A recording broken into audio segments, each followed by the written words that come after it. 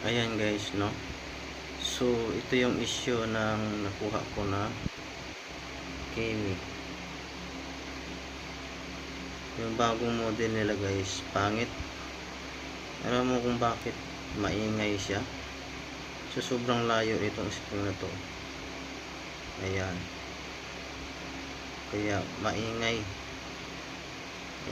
Babalik ko siya. Masakit sa tenga, ganun kaingay guys. So pakinggan nyo yung tunog.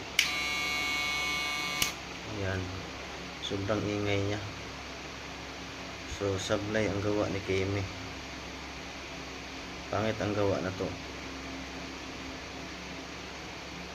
Yan guys, maganda sana siya kaso sablay yung pagkagawa. So meron ako ditong BGR, hindi ganito kalayo